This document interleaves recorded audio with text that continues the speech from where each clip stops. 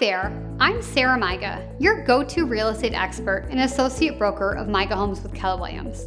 If you're new here and interested in all things real estate, be sure to hit the subscribe button by clicking the little icon in the bottom right-hand corner of the video.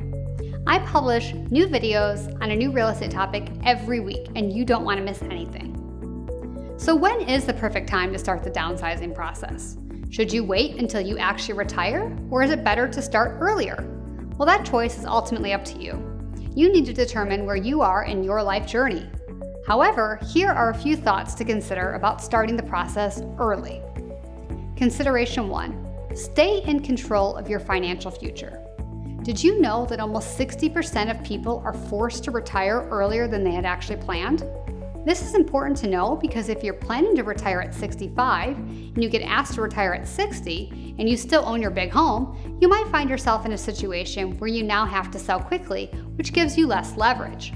By making the decision to downsize prior to retirement, you get to keep control over your financial future. This means you can decide if you're ready to accept an offer, how much you're willing to pay for your next home, and not be in a position where you have no choice. Consideration 2.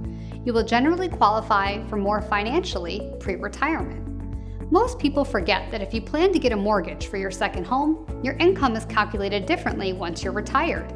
Generally, retirees make less money, and if you still own the big home, you'll have the same amount of debt. If you're planning to get a new mortgage on your new home, whether you can afford to buy cash or not, you'll want to make sure you know that you can qualify for a loan based on your retirement income, not your pre-retirement income. If you find out you don't qualify for what you want, then you either need to adjust your expectations for the type of home that you want, or should you make a move to the new home before you retire. Consideration 3.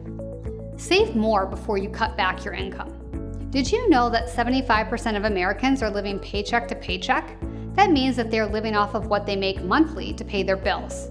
So if your current lifestyle is expensive, you are not able to save much, and ultimately you will not have as many funds set aside when you retire. If you sell your big home and downsize, you will likely lower your monthly obligations, and thus have more money to set aside for retirement or to invest. Consideration 4. You won't feel rushed or pressured to move. No one wants to feel like they have to move, whether it is because they cannot afford to stay in their home, or if it is because it has gotten to the point where they simply cannot manage it anymore. The goal is to downsize before it becomes a necessity, to give yourself time to prepare mentally, emotionally, and physically for the process. If you downsize before retirement, you generally have less pressure weighing on you because you've already lowered your monthly payments and you've set some money aside. If you wait, even if you can technically afford to live in your current home, you might feel that it is too much with a reduced income and feel rushed or pressured to move. Consideration 5. It frees up cash to invest or diversify. Unfortunately, most people are not taking their money and investing in income properties, diversified assets, stocks and bonds, or other investable assets. Obviously, real estate is an asset, and your large home can provide you capital that you may need to prepare to create alternative sources of income. Maybe you buy a condo with a rental unit, a vacation property that has the ability to be rented out, a duplex where you can monetize one side, or you just take the money and invest it for an annual return. However you choose to invest is up to you, but having cash to invest pre-retirement can set your mind at ease and know that you've got more assets and a more diversified portfolio in case something ever goes wrong with your investments. I hope that I've given you a lot to think about and that you've learned a ton from today's episode. As always, if you think you may want to make a move in the next year, or you're starting to consider the process of downsizing yourself, give me a call and set up a consultation today. I create custom moving plans for all of my clients up to a year in advance.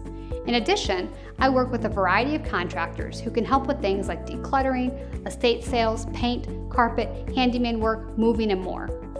Plus, if I'm not able to personally assist you, don't worry. I'm part of a global real estate company and can find you a similarly qualified agent anywhere in the world.